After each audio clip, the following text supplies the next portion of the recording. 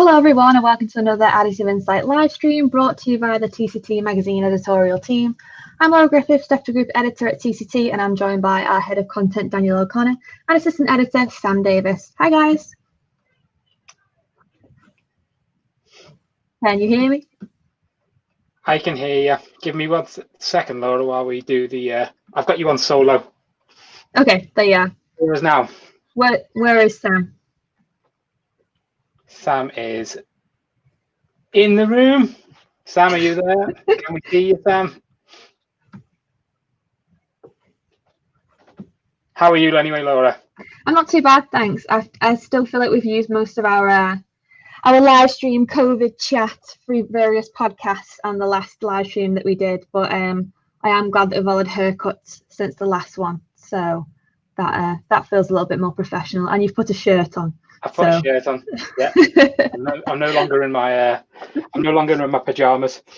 Sam is having technical difficulties with his camera, it would appear. Right. Okay.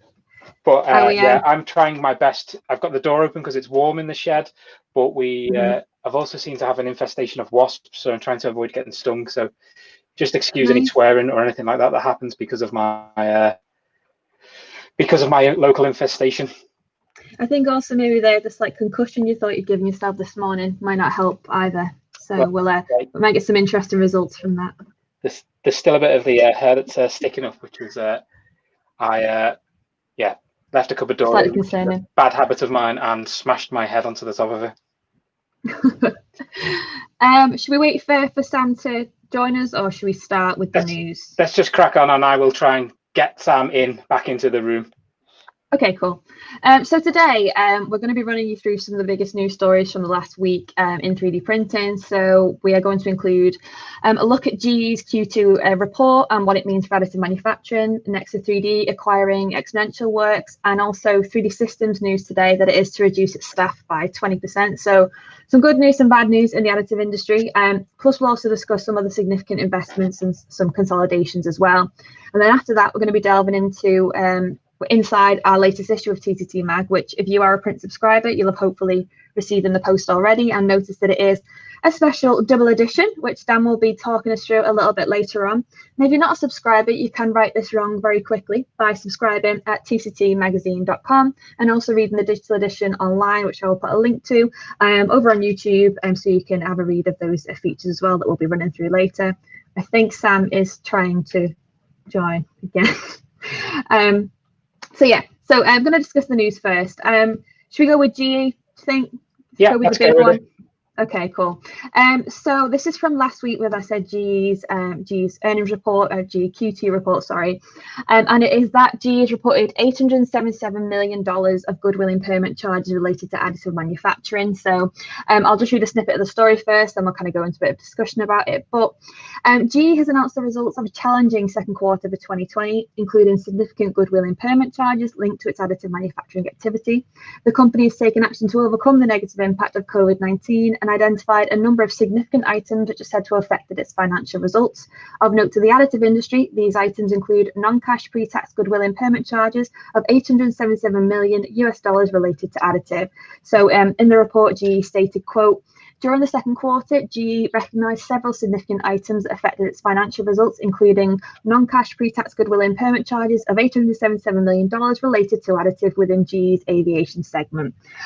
So quite a substantial amount there. And I will just say that when this news first came out, none of us, hi Sam, none of us claimed to be financial experts, so we really kind of had to read into this and talk to some experts to find out about what this actually meant and what it could possibly mean for additive manufacturing within GE Additive. So Dan, you did speak to a financial expert just to get a bit of just kind of a summary of what this actually means in general and what it could potentially mean for GE. Do you want to tell us a little bit about that? Yeah, I mean, so the financial expert would prefer not to be named, so I won't name them. But they basically said that it shows that the market maybe is slowing down, and obviously GE Additive was bought as a subsidiary of GE Aviation. I think that's correct in saying, and I think that, we all know that the aviation and aerospace industry is absolutely having the hugest slowdown in the world. I mean, just from my own perspective, I think that I counted that I should have been on 12 to 13 planes by now, and I've been on 2 this year. So I think we all know from our own experiences that we are not flying. And if you read the newspapers, there's lots of reports of Boeing planes being grounded and sitting on the airport. So I think a downturn has been expected. And obviously GE Additive with the LEAP fuel nozzle, that was one of their main sectors that they were going after. But so the financial expert was saying that basically, you know, it's not unexpected, and there will be a lot of these goodwill impairments from travel companies and from aerospace companies in particular. I mean, I can think of here in the UK, we had there was a company called Hayes who took over all of the Thomas Cooks when they went bust, all of the shops, and they've announced recently as well that they have to do a goodwill impairment. And what goodwill-based impairment is basically what you pay over and above the fixed assets of a company and what you believe it's worth. So obviously the acquirement of what Morris Technologies back in 2013, and then Concept Laser and Arcam, they aren't going to pay as huge dividends in this current climate as perhaps would have been anticipated. So in some ways it's not unexpected. It's just in this industry where we think what it's worth 10 billion tops, according to some reports, it seems like $877 million is a lot of money to be posted on a financial report as it is. Yeah. And I think what was significant about it is that, so this was like quite a long financial report, but this one sentence was the only mention of additive manufacturing within that entire report. And that probably is because it does fall under the aviation segment, as you mentioned earlier. So maybe everything else just came under that. But it does sound like a huge number. And when you do put it in the context of thinking back to those acquisitions back in 2016, GE bought out Concept Laser and Arcam for 1.4 billion. I think this works out now as more than what they paid for Concept Laser. So that's quite that's some of the number feels a lot bigger. Yeah. But we did. What I think is particularly interesting about that, Laura, is when you look at, you know, that original story. I think that's at the time it was a huge story. They originally bid for GE originally bid for SLM Solutions and Arcam in that initial thing in October 2016, and it was the investor Elliott Advisors, who owned 20% of SLM Solutions at the time, who turned that down. I was just reading back up on that the press release at the time, and the SLM Solutions management board recommended total acceptance of the offer, but it was that company SLM Advisors who ended up turning that down. And I just wonder now, in this current climate, what do they think about that now? If you look at, and I'm going to try and share a tab here. Let's try and be technologically advanced. But it's not gone well for us so far. But if you look at this this chart here, you'll see how SLM Solutions share prices valued at the time. So this is like around about that time of that the original bid was made, which was things were at €42, 43 euros a share, and that, yeah, we went up by quite a considerable amount towards the end of November. So I'm going to guess that was around about Formnext 2017. But you know, now we're at €7 a share. So I do wonder what SLM Solutions, you know, the Elliott Advisor Group now thinks about that decision not to take that offer. Definitely. And we did actually get a comment from GE about what all of this means, and I'll just read that out to you now, because I think it's important in the context of what, as you said, the financial expert told us about what these goodwill impairment charges mean. So a GE spokesperson told TCT, quote, "The slowdown in metal additive machine market in 2019 impacted us and other companies in the industry. In addition, COVID-19 is expected to significantly delay spend levels in key industries that GE Additive serves. GE Additive remains an attractive value proposition and an important part of GE technology. GE continues to invest and actively manage the business in line with end market investment trends." I think the important bit there is where they've said that it was the metal machine market as it's impacted them and other companies in the industry. So maybe it's not just unique to GE. Maybe we are going to see it coming from other companies as well. I mean, I think it's difficult to have a complete comparison because GE is quite a unique entity in additive because they were a user for a long time. You mentioned the LEAP fuel nozzles before as a big application, and you know, now they sell machines, they develop machines as well. So I'm not too sure who we could give a direct comparison to, but yeah, it could be something that is going to be a trend in the industry going forward. Sam, you've seen some of that over on tctmagazine.com, haven't you? 3D Systems news that came out today, and Stratasys. Can you just talk a little bit more about that?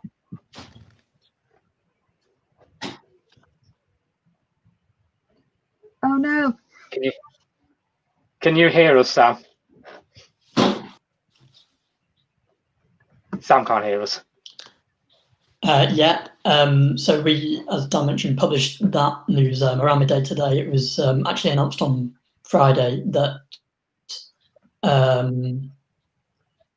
after a second quarter which was impacted by the COVID-19 pandemic, 20% of its workforce essentially being made redundant over the next few months, and they were going to focus on industrial and healthcare markets. Obviously, a substantial number of people losing jobs, and not the kind of news we want to be reporting on, or the kind of thing that a company would do lightly. Another noteworthy thing in that announcement, the 3D Systems said in the press release that it was also evaluating the divestiture of parts of the business that no longer align to its new strategic focus, which is essentially a restructuring of the business that will focus on healthcare and industrial markets. And so that might mean that there's even more news to come in the next few months, maybe, business units up for sale or product lines or other ventures discontinued entirely. And as Dan mentioned, Stratasys made a kind of similar announcement. I think 10% of its workforce is being made redundant in that announcement, and there was some kind of restructuring of the business there as well. So maybe, even more of this kind of thing to come with the economic climate being as delicate as it is in a kind of post-pandemic industry. I mean, some of this stuff was happening before the pandemic. We had a story from Renishaw late last year. I think it was sort of around September time, and they had decided, they were considering a proposal to co-locate its additive manufacturing teams here in the UK, and the process was potentially going to affect 120 employees at one of its sites in Stone there. So it's something that's been going on for a while now, but I'm sure it's going to be, thank you, Dan, the technology worked. I'm sure it's going to be kind of not helped by the COVID-19 pandemic, shall we say. But there is some good news as well coming out of the industry. It's not all doom and gloom, and we want to make sure that we do highlight some of the good news stories as well. And one of them is one that Sam reported on late last week, which was Nexa 3D's decision to acquire fellow 3D printing vendor NXT Factory. So Sam, do you want to talk us through that one, because you're probably the most familiar of all of us with kind of this umbrella group of products. So do you want to talk to us about that one?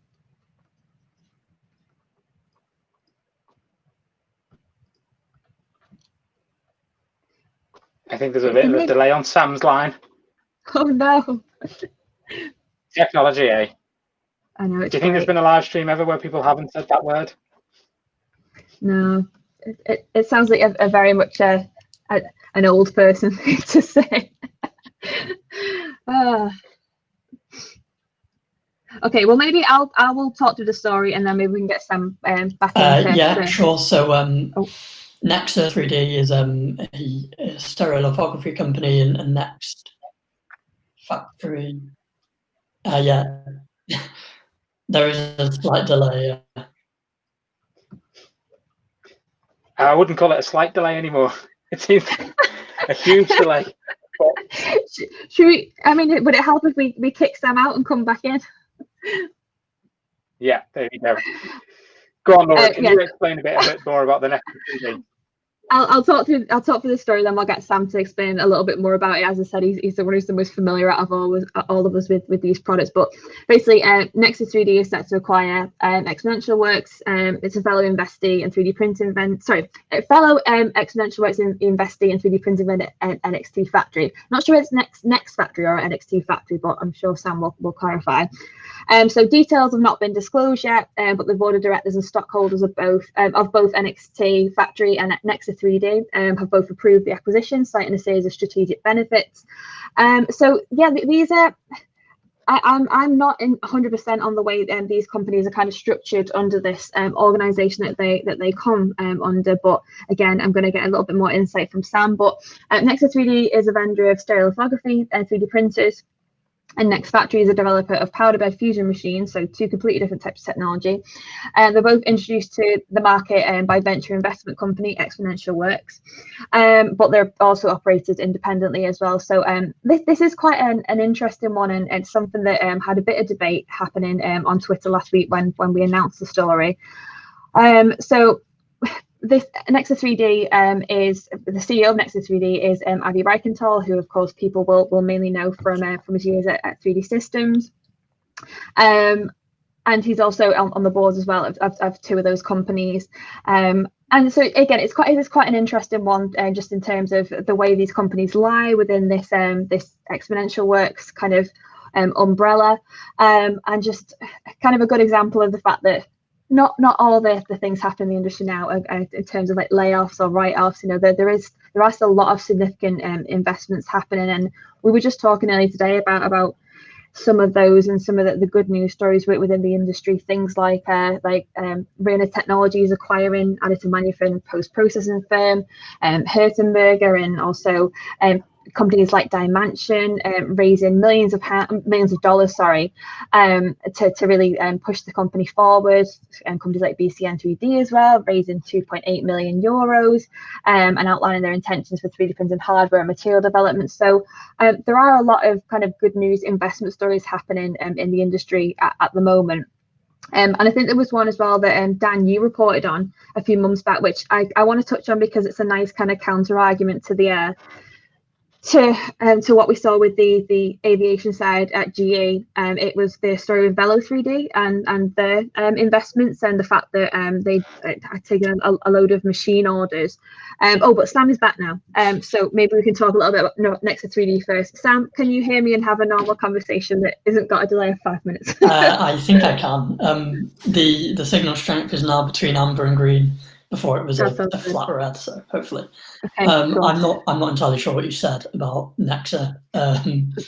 I've not said an awful lot about it. I've just ran through the main points of the story, but as I was kind of explaining that I'm not too clear on how these stories kind of sit under the Exponential Works kind of family. Okay. So yeah, if you could talk to us about the significance of that, because it is a bit of a strange one. Yeah. So essentially, both companies are part of the ecosystem of Exponential Works. I think they both receive investment, and I think Exponential Works kind of brands itself as a kind of incubator and helps them develop the tech, bring it to market, and then kind of, you know, support them as they go from being essentially a startup in the early years of their business into an established company on the market. I think, you know, the draw for these companies, as I think I heard you mention, is that Avi Reichental, who's the CEO of Exponential Works, is, you know, has been in the industry for maybe, I don't know, nearly 20 years. So Nexa 3D is a stereolithography company. Next Factory, I think it's pronounced as, an SLS kind of powder bed fusion company, and you may have seen them at trade shows. They'd both be hosted on the Exponential Works booth at Rapid, plus DCT and Formnext. You know, other companies like Paramatters, which is a generative design software company, would be on there as well. And when I was speaking to Avi, I think it was at last year's Rapid plus DCT, he was explaining that obviously because there's so many more companies in the ecosystem and they'd only exhibit 3 or 4 at a time, that these would eventually fly the nest, as it were, and exhibit on their own independently, which I think might have been the plan for Nexa at this year's Rapid. Right, obviously, I think it's seen as the most advanced and the most mature company within that network. Avi was named as the CEO about a year ago. And in that time, they've obviously commercialized their machine. They've established a network of distributors. They've been working with Henkel on some materials. But while they've been doing all of that, they still share the same factory and space as next factory at the Exponential Works Innovation Labs in Ventura, California. And the whole point of that setup was so that these startups could share the costs of things like rent and electricity and all that kind of thing. So I don't think it looks to me, at least, that the acquisition was a necessity because of the economic climate or anything like that. I think, as you said, there are a number of strategic benefits cited in the announcement, and I think there were things like doubling the addressable market and accessing more applications with both technologies. And while that could just be spin on a bad situation, I think I remember them telling me at Rapid that, or it might have even been formed next 6 months earlier, that they recruited Next Factory from Poland. It wasn't. It's not an American company like I think most of the others are. I think there's a couple either based in Israel or originally from Israel. So I think they've kind of recruited Next Factory, brought them over to California, and so from that I wonder whether this kind of thing was always part of the plan and whether it was just waiting for a company, be it Nectar 3D or Next Factory, to kind of establish themselves on the market and then essentially merge. And in that way you can spin out two companies at once into the industry, kind of out on their own, and then bring two more companies through into the ecosystem and then basically do the same kind of thing with them. So I think having that might have been what's going on there. But I don't know for sure. It's certainly an interesting kind of dynamic originally, and then an interesting development to have one acquire the other when both have the same source of support. And it does feel like kind of a brave time to be doing something like that, especially when we are talking about the kinds of stories we've covered today, and you do hear of the struggles that happen across all industries and businesses at the moment. So it feels like quite a bold move, but it's not it's not the only move like that that's happened in recent months. I mean, another story that you covered, Sam, which I mentioned before, but I'm not too sure whether you heard, but it was is it Rainer Technologies or RENA Technologies acquiring Hertenberger? So that's another story of another acquisition, and that was a post-processing firm. So obviously, big, huge necessary part of the industry. And we've seen other acquisitions as well. BASF acquiring Owens Corning materials portfolio, and DSM also doing something similar with Clariant as well. So we're seeing lots of different stories like this. So companies are still willing to invest in additive. And I think what's interesting about those is that it's materials and also the post-processing side, but it's also investing in other bits of the additive manufacturing value chain. I think with the materials ones, while it does show that you have BASF and DSM still willing to invest, you also have Clariant and Owens Corning willing to kind of sell and not reinvest into the technology. And I suppose it's good in a sense that the IP and the kind of the materials, and in the BASF case at least, the materials that BASF didn't offer previously, that they're being brought in and they're staying in the industry. But with that deal that was announced late last week, the personnel aren't moving across to BASF. I think in the Clariant and DSM deal that the personnel are moving across. I don't know whether it's a case of those people losing their jobs or they're being redeployed within somewhere else within Owens Corning, but as you say, maybe with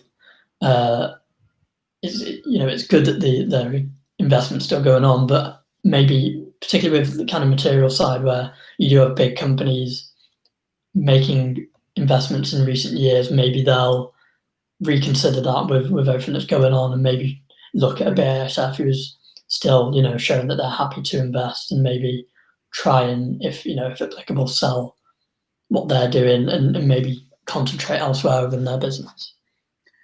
I spoke to what we would probably define as a super user last week, and they were saying that with the industry, anybody who's in series production, it's fine. You're in series production. you need the 3D printers to be doing things. But the things that will be hit during this, like when there's a recession, are things like research and development. And the worry there is that prototyping gets hit then, because you are researching and developing less, you're prototyping less, and obviously that has a knock-on effect to 3D printing. And you do like have a little bit of a worry about when you see all of this like bad news for the manufacturing industry and things. We focus quite a lot on how good COVID in terms of like was it demonstrating the capabilities, but I do wonder whether there's going to be like a little bit of a blip in the market in terms of is if you are a company who have invested in additive manufacturing because you had a little bit of like spare cash and you wanted to try something out for 5 years time, does that get parked a little bit now while you have to concentrate on making money and keeping people in their jobs? It's a difficult one, but then at the same time, if you can find a new way to manufacture a part that you make that's cheaper and that's better, that's more reliable, then maybe additive can play a role. And it's a strange time to be sure about that. I think that is where additive is in a bit of a unique position, because it is a manufacturing technology that has actually had a lot of good press really off the back of this COVID stuff. And people have seen, we talked about in the last live stream about where it can be used for certain applications for mass manufacture, and it is about finding that right application, and whether it can fill if it is a small bit of time that you've got to like a gap in your supply chain you've got to fill temporarily until other things align, then maybe it could find its place there. Maybe machines that have been left dormant from someone that has kind of looked at additive, installed it, but not really kind of optimized how they're using it yet. Maybe this is a good time to actually start thinking about doing that. So we've kind of covered a chunk of the news, unless either of you have anything else to add, but I think we might move on to the mag portion of the stream now.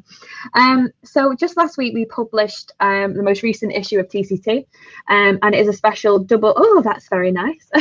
Yeah. And it is this very, very efficient, and it's a special double edition magazine. So yeah, we did this during lockdown. I think this is our 4th and 5th issue, not during lockdown, sorry, just during working from home, not quite lockdown. Yeah, 4th and 5th editions that have come out since working from home, which has been 3 and 4. I'm pretty sure there's been I don't know, but have we done 5 issues altogether, regardless of what they were? Pedantic. It's anyway. Whatever. I'm trying to make us look better. This is our most recent issue, and if you're a print subscriber, you'll have received it in the post. If you're not, you can go read it on issue at the moment. So you can find that on tctmagazine.com, and I'll post a link underneath. So we just figured we would have a chat about some of the features that are in this special double edition, but first, Dan, because this one was a bit more of a challenge to put together than others, because interesting concept, very new for us. Do you want to talk to us a bit about this double issue idea that we had? So obviously, when lockdown hit, it was around about the time that we were supposed to be producing issue 3. It was the production week of issue 3 that we were hitting, and we had to come up with like an idea, a concept to say, oh, hang on a minute, we still want to do this issue 3. We had plenty of advertisers booked in, and we had plenty of news stories booked in, but there was obviously a period of time when everyone was going to be out of the office, and it was going to be a bit of a scramble to get it done. So what we decided to do was kind of this like flip reverse double issue, in which you take the magazine, and when you flip upside down, you'll get the next issue.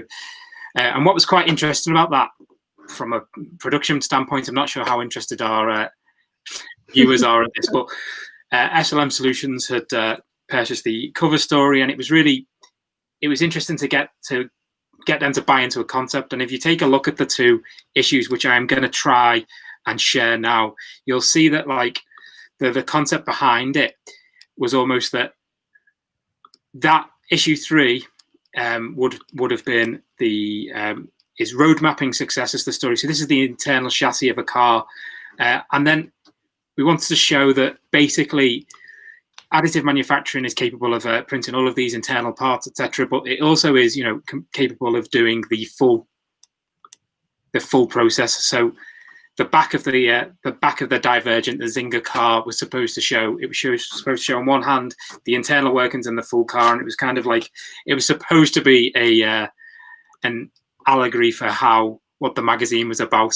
So initially it was a interview with Ralph Frohwerker, who's the global head of business development at SLM Solutions, and he was talking about how 3D printing has grown from this kind of research and development technology into a series production technology. And the car is a very sexy image, let's say. It's like a very cool image to put on the front cover, but actually when you dig into the story, the thing that I found most interesting about it was actually the case study that was in issue 3, which was from a Finnish engineering company called Etteplan.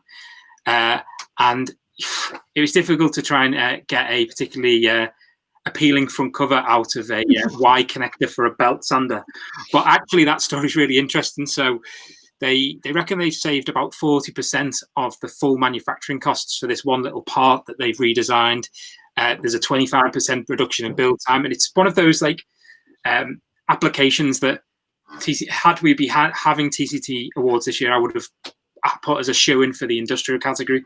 It reminds me a little bit of the dough knife that we saw from K3D and Additive Industries. It's quite mundane in the way it looks, but it's actually a really useful part, and it's become really useful. And although it's not as exciting as a sports concept car, it is still a really interesting subject, and it's probably where more of the growth of additive manufacturing lives, in those kind of millions upon millions of small manufacturers, and to see how they can do it. And they used to do that as well. They didn't have an SLM machine in house. They used 3D Step, which is a Finnish service bureau. So those kind of stories that involves an engineering company with a task, and sending it out to a company like 3D Step, a small service bureau. Now they are printing those parts en masse almost, and it's just the way that they make that part, which is a lot more interesting than just doing concept parts that might work in the future or what have you. It's something that's working in the here and now. And you can read about, so both of those stories are at the back end, the 2 issues, which we have published separately over an issue, so you don't have to flip your laptop screen around to read them. Sam, I want to ask you about some of your features in this issue. So this is going to the 2nd issue, which, by the way, Dan, I realise now why you think I'm wrong with 4 and 5.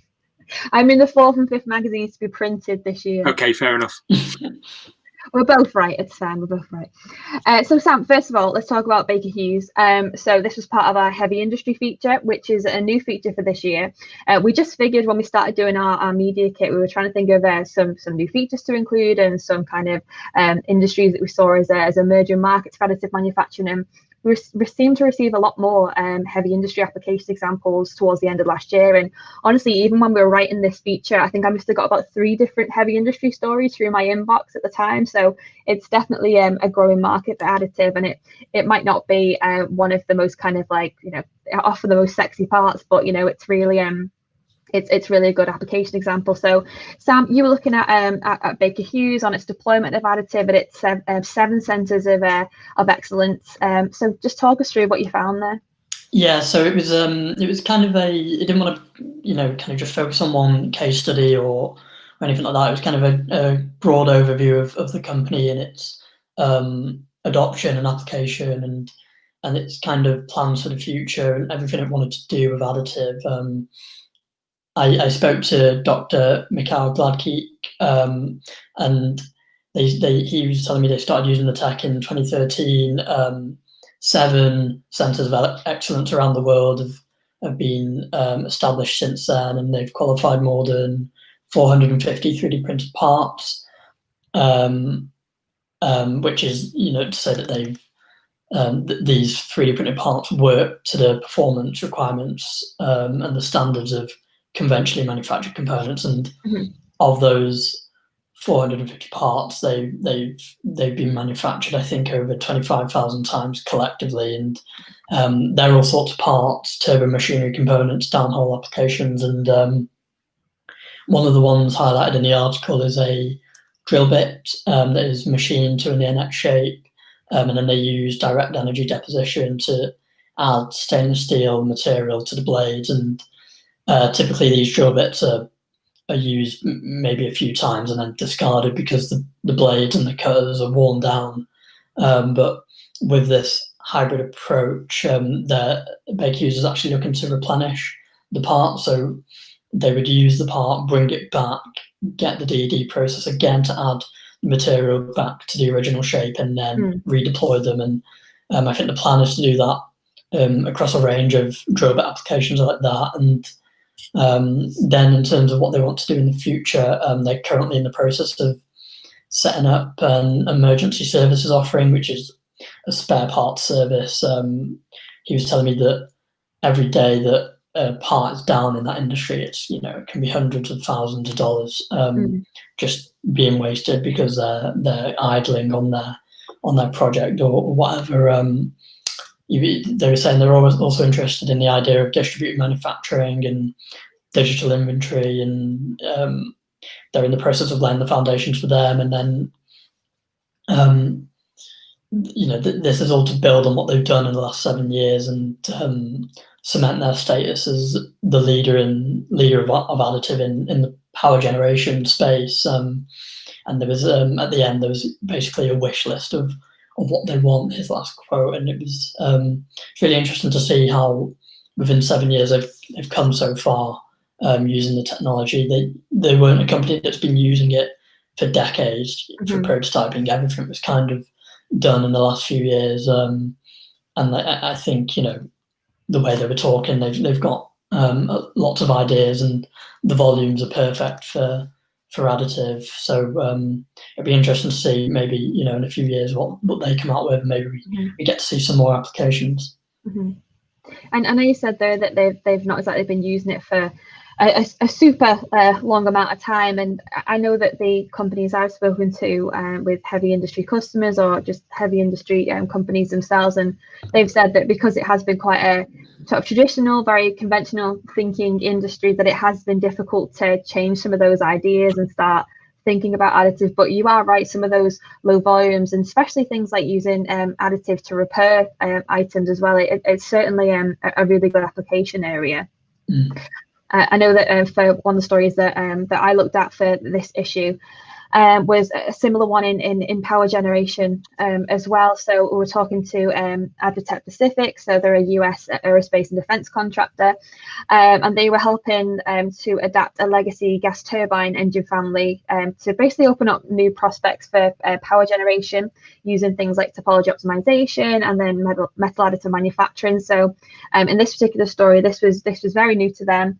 They were starting off just working with FDM, just working with polymers, just to see whether the actual concept worked, whether this kind of new design worked. And it wasn't about using, as you can see on the image there, it wasn't about using topology to come up with these kind of crazy designs that are completely alien and unfamiliar to what the industry was already using, but kind of using that as a base and then drawing it back to something that is more manageable within the industry to make a much better optimized part. And some of the results that they had, they were saving weight and saving costs, and it worked out that they could definitely do this and transfer it from plastic over into metal additive, so it could be used for a final part. I think it was something like when they do move it over to metal additive, it's going to save something like 45% in weight reduction. So over time that's going to mean an awful lot to that business. So just another great example of that. I don't know if Dan wants to add anything there. I know he's hiding behind his PDFs. No. But another feature that I wanted to touch on, it was another one for Sam, putting this all on Sam today. That's what he gets for getting the most interesting stories. But this is actually the story that I really found the most interesting out of both features. It's from our additive manufacturing in cultural applications, and this is again a more recent feature of ours. I think we started this one last year, and and it always throws up some really interesting application areas, because it's stuff where these things wouldn't have been possible without additive or without 3D technologies such as scanning, and they're always just really thinking outside the box. So this one was a story that Sam wrote based on a contemporary artist who's been using 3D scanning and 3D printing to basically aid some research into facial nerve paralysis, or part of this art project. So Sam, do you want to walk us through that one? Before you talk, Sam, Go on. We've got a little video that we can show. Oh, yeah, we do. Hang on. Look at the ground. As part of avoiding eye contact.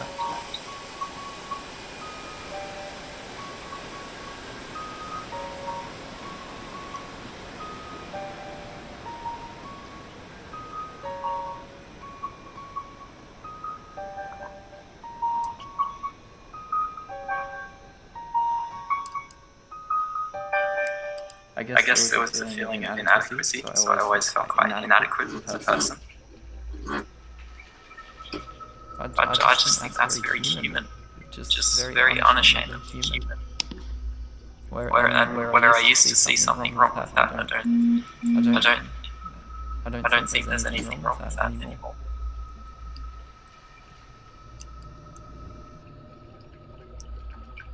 Emotions don't have to be a physical manifestation as much as they're a metaphysical manifestation. And I can be happy without outwardly projecting that. And I don't need a physical vessel to be happy. And I'm quite content with my face at the moment. I'm becoming more accepting of it. And it's because I feel intrinsically very, very happy with who I am as a person.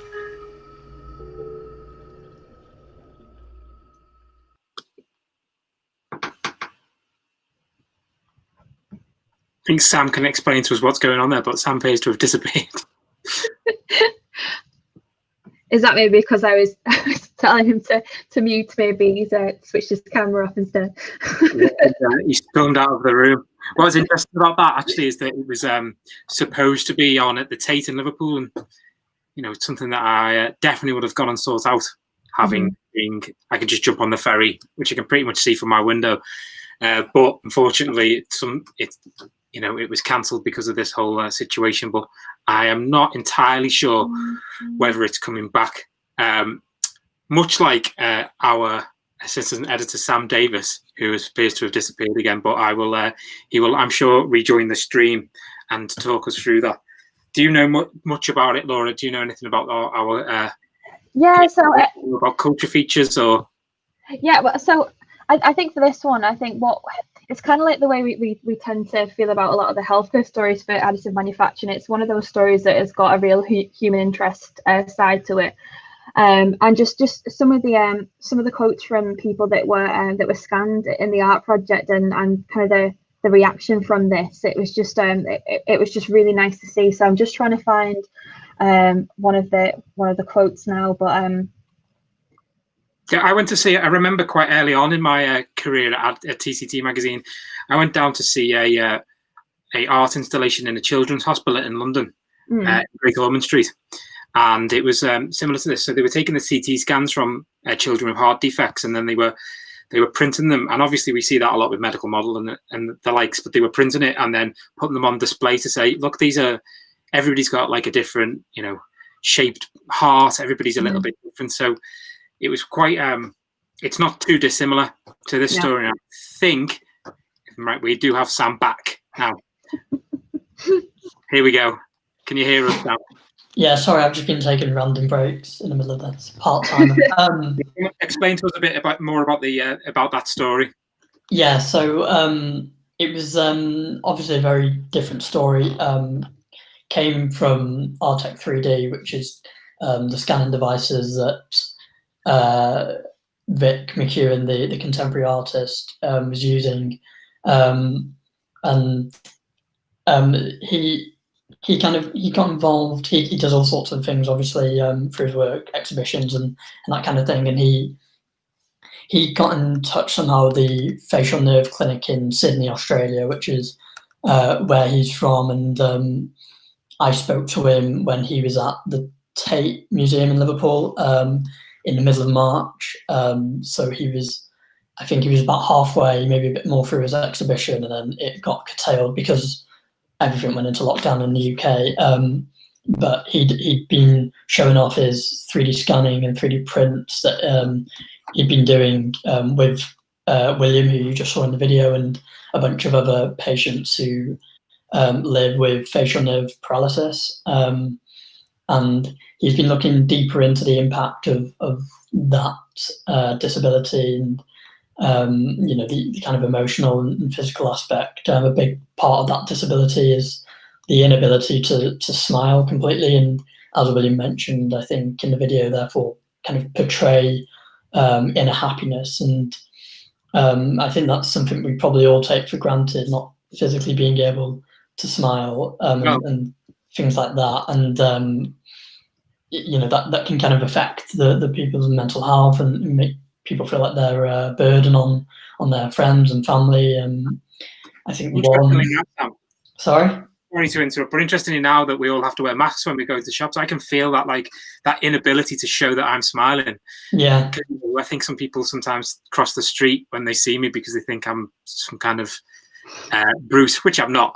But like, we can't, we're all feeling that pain at the moment when we're having to wear masks. So it's quite interesting that it got curtailed because of that, but we're all facing that problem now. That's very true, yeah. Vic mentioned that I think one of the patients he was dealing with was a mother of, I think he said they were a bit older than toddlers, but they were aged 3, 4, and she was already dreading their graduation and their wedding day because she felt like she'd ruined those days because she couldn't smile and things like that. So because of those kind of discussions that he was having, and because it was all quite emotional conversations, he was hesitant at first to use technology, any technology, not nothing on 3D scanning and 3D printing. But I think once he did, he came to realise that he could produce pieces of art that were fair reflections of those people's faces, and they would allow them to kind of look at their faces separate from their body and kind of see them as we see them, I think. And he mentioned he particularly liked the imagery inside the Artex Studio software, and he also managed to produce a wall of 3D printed faces with some Prusa printers, which were made up of patients who live with facial nerve paralysis and also visitors to the exhibition, and they would go through the same process. Vic would interview them, very kind of lengthy conversations, sometimes very personal conversations, and then he would scan the faces, print the faces, put them all into a wall. He also made something called a facial nerve harp, which was based off of the 5 facial nerve branches we have on our face, and each branch was essentially a string, and you could, with the facial nerve harp, which is a 3D print, you could kind of create a melody with that. So that was another part of the exhibition, and I think his aim was at once trying to get the patients to kind of discuss openly and to see their face in a different light, and also get the visitors who you wouldn't think twice about this kind of thing, I think, and maybe even a minority of people would see others who live with this, live with facial nerve paralysis, and stare, or even worse, make a comment, and understand how that would make the other people, the other person feel. As I said, he was obviously called off, I think maybe 3 or 4 days before, prematurely, but once everyone is back to normal, I think he is hoping to go back to the Tate, but also to tour it around other exhibitions. And the exhibition isn't just an exhibition; it's he's doing an arts practice-led PhD, and so it forms part of the research. So his exhibitions will be kind of, I don't know what the word is, kind of examined and assessed in the same way that some of his more standard research will be as well. I think he'll do a lit review and things like that into this, and it all form part of a PhD. So it was an interesting story, something really different, and kind of shows the versatility of the technology, I think. Mm-hmm. I think it was that actually that quote I wanted to touch on before, when you said over the mother already thinking about her like children's graduation and wondering what people were going to think, and she'd be more worrying about people like looking at her and what does that mean, and it's just it's just a really interesting story, and something that we just don't think about. We do just take it for granted, and I think I like the idea that hopefully when things do go back to normal, that maybe this maybe this could become a bit more of like a living exhibition type thing, it really can just carry on and really be used to help people as well. So it's a really, really nice example, and given the time, probably a nice one to almost close out the live stream on. Unless, is there any other features that you guys want to run over before we do close up? No, I think that we've been on for 51 minutes now. Which was not intentional. I've been on for 41 minutes, I think. Yeah, this is true. No, but I mean, suffice to say that if you do get a physical copy of the magazine, it's really cool. We put a lot of work into doing that, trying to understand how that we produce something like that. And then if you're just getting the digital one, then it's fine. You won't notice. Except if you buy the two at once. Yeah, you should still try. Flip your laptop over just to see what we were going for. But there's plenty of other features in there as well. We've got our aerospace feature, which includes a huge diagram of all the kinds of applications from inside the aircraft cabin, which are from a couple of events that Dan and I went to. Those last planes that we were on before all of this happened. The last conference that we were at. Yeah, so a long time ago, feels like a long time ago anyway. Yes, we've got a feature on that and a couple of other aerospace stuff in there as well, and also some of our expert advisory board columns, which is an ongoing series we've got going, and we have columnist Nora Touray, who is the founder of Women in 3D Printing, and also Alex Kingsbury from RMIT University. So yes, some great stuff to look out for in those magazines, and I will post the link over on YouTube once we're finished with this live stream, so you can go in and download those issues there and subscribe at tctmagazine.com.